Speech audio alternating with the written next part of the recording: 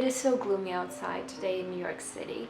It's the perfect fall weather, and I also think it's the perfect time for me to record this video and talk to you about how to make our lives easier. I've been recently reflecting on how we unnecessarily complicate our lives with our own anxiety, with our own insecurities, with our own false premises and false assumptions about the world. And I think this fall season might be just the perfect time to start purging all of that. And I think improving our lives is very much in our hands, and we very much have control over that. We can give up incessant complaining, we can review our mindset, and we can start making changes. Hey guys! My name is Polina, and I'm so happy to see you here on my channel. And the first topic I want to talk to you about is the elimination of negative news and negative media sources from your life. We recently traveled to LA, my favorite place, and in LA we were on Sunset in West Hollywood, and we went to this very cute little bookstore, and one book caught my eye and I didn't want to leave the store until I purchased it, and the book is this one. You can see it here. It is called Please Unsubscribe, Thanks by Giulio Vincent Gamburo. I hope I didn't butcher his name. The book is about this process of purging things that we no longer need in our lives. I haven't read it fully yet, but I think the message is so powerful. I think we have cluttered ourselves with all this redundant information that we actually do not need, and that can actually hinder us in the pursuit of our goals. I relate to this book so much, how we just keep receiving all these notifications on our phones, or all these emails that we never open. All of my mailboxes just have thousands and thousands of unopened messages that are just like lingering in there, and I know I will never open them. We keep consuming information all the time, and I think this overconsumption just tires our brain. So I feel like this more like minimalistic approach will be so beneficial to recharge and start looking at the world with fresh eyes. I think because we get so overloaded with information, that is making our lives more difficult, because we just have too much to contemplate. We have too many things to think about. Most of those things do not even deserve our time. That's not where we want to channel our time. So it's just more of like a mindless activity. That's why I want to recommend this book. In this book, the author is talking about his COVID experience and how he was isolated in his apartment in New York City, and how that kind of prompted him to rethink a lot of his habits and be like, what am I doing? Why am I doing this? I need to question a lot of my daily routines. This brings me to my second point. I would like to talk about societal pressure and expectations from others. It can be so extremely difficult to let go of what others think. I struggle with this all the time, literally all the time. It can be an exhausting battle, and it brings me into the state of like this internal conflict, because on one hand I have my own opinion that's very precious to me, but on the other hand I hear this choir of all the external voices, and it almost like trumps my own opinion, the feeling of which I really dislike.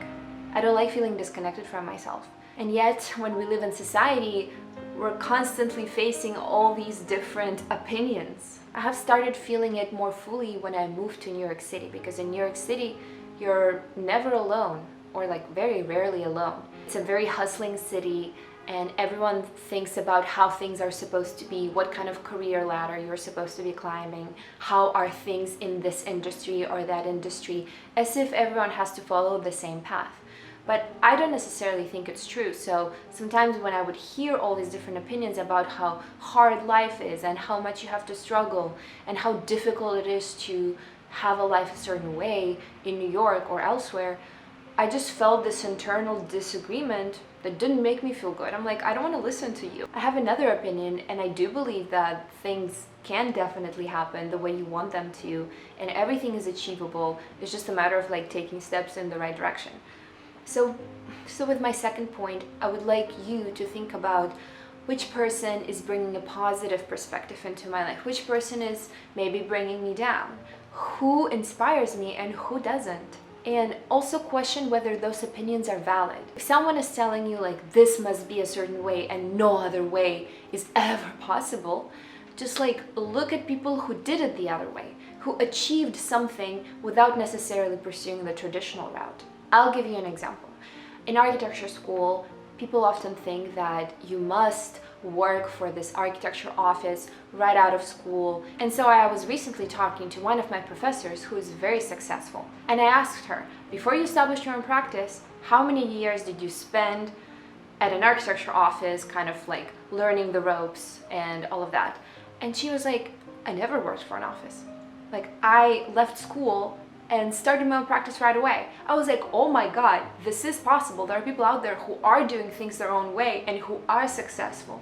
So don't ever be discouraged by somebody else's opinion. My third topic that I want to contemplate in this video is the duality of our world and the combination of masculine and feminine energies. The Western world is very much focused on the masculine energy. What I mean by masculine energy is the go-getter kind of energy where the person is all about strategizing and taking physical action and like going after it and pursuing it. It's like all about taking action and hustling all the time. But there's also the feminine energy, and the feminine energy is very, very powerful as well.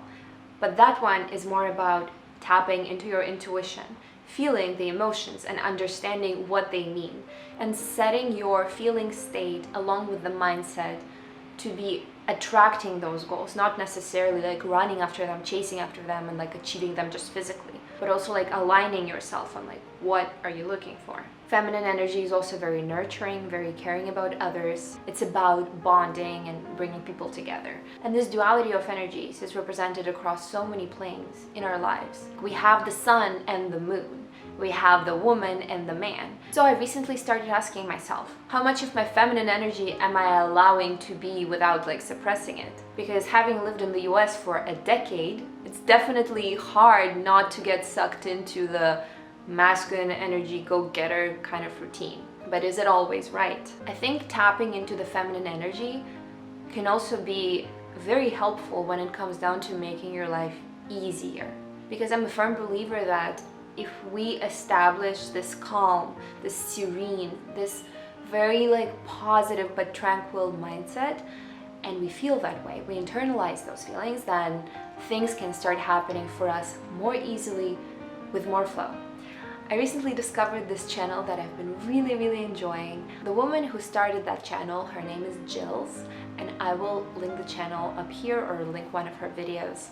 And she's been a big source of inspiration for me because she talks about tapping into what you want, listening to yourself, understanding what works for you and what doesn't. I think that's very important. So I just encourage you to think about the balance of masculine and feminine energies in your life, and thinking about how can I use both to make my life easier. The fourth topic that I would like to talk about that can be making your life unnecessarily hard is perfectionism. I've recently been reading this book. It's called Too Perfect by a psychiatrist from San Diego. His name is Alan Malinger and his co-author is Jeanette DeWise. Yeah, I will also link it down below. The book is very powerful and I have recognized myself in so many traits that they're describing throughout the book. And it just brought me another level of self-awareness. I think that being perfectionistic makes people's lives so difficult because it brings about a pattern of rumination, anxiety, constant doubt, procrastination, constantly feeling that you're not good enough and you're not achieving enough. And that can be just like a buzzkill. I've also been thinking about how perfectionism can be an innate trait or an adopted trait, but it's never helpful and we cannot let it run our lives because life goes on and every year matters, every day matters, every month matters. Perfectionism can be helpful, surely, but at the same time, it just makes life so much more complex than it needs to be, and it sucks the joy out of things. Some of the traits I specifically identified with that are mentioned in this book are demand sensitivity and demand resistance. It's this idea that we feel excited about something and we are about to go out and get it, but then we start perceiving it as a demand, whether it's coming from an external source or internal source.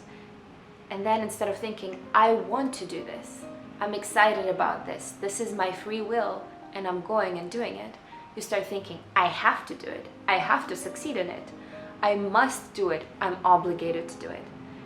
And so all the things start to turn into obligations. And when we perceive something as an obligation versus like we are doing it out of our own desire, that just makes life so hard, because you keep thinking, oh my God, I'm obligated to do this, I'm obligated to do that, I'm never free, I don't have any free time because I'm constantly doing things that I'm obligated to do.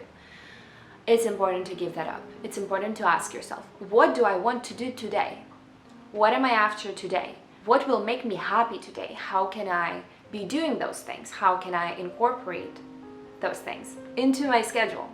So please ask yourself, what do you want? And I think asking that question and slowly giving up perfectionism can be very much a key to an easier life. And the last thing that I would love to talk to you about today is the most powerful one, in my opinion. It is the law of attraction. I really believe in the law of attraction.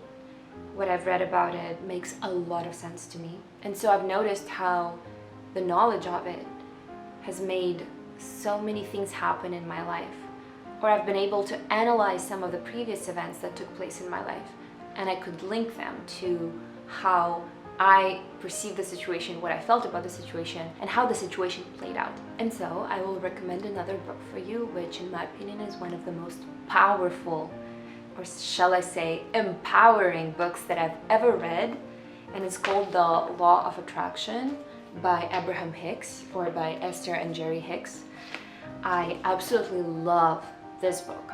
Sometimes if I'm having a bad day, all it takes for me is to just sit down and read this book, like read a passage or like a page or a paragraph from this book, or read it for like 5 to 10 minutes, and then my whole perception changes and I'm like, oh my God, I can change things, I can feel better, and by feeling better, I will be seeing the world through a better feeling lens. I know that people who are more like rooted in reality and are more pragmatic will not agree with me on this, but this book is about how what you are feeling inside and what starts to happen in your life is always a match.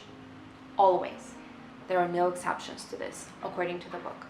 And I really like this message because it makes me feel, like I said, very empowered.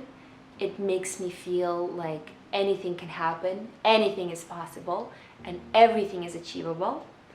And it just gives me such a mood boost and such a confidence boost. It's really, really worth it, in my opinion. And then I just go about my day feeling like all my dreams will come true and life is amazing, and life doesn't have to be hard. Life will only be hard if I think it is hard. But if I tell myself, no, look, like life is easy. This thing that happened was easy. That thing that happened was easy. The work that I'm doing, I am gonna work, but I'm gonna work with joy, and I'm gonna work on projects that make me feel excited, and I will seek those projects out. And that just gives me so much positivity. It gives me a firm belief that no matter where you are right now, you can make your life better. There are steps that you can take internally that will start to turn into real life events. So it's kind of like starting this positive chain of events, and it all starts with how you feel and what you tell yourself about your life. But yeah, I think I'm gonna wrap up here. I thank you so much for being here with me today. I really hope that I gave you something to contemplate and that you can start to make your life easier right now, that you can start feeling better about your life right now. Nothing is hopeless. You can always change everything, and everything is possible. Please, please, please don't forget that. Carve your own path and do not look at anybody else. Well guys, have a great day, and I will see you in my next video. Bye.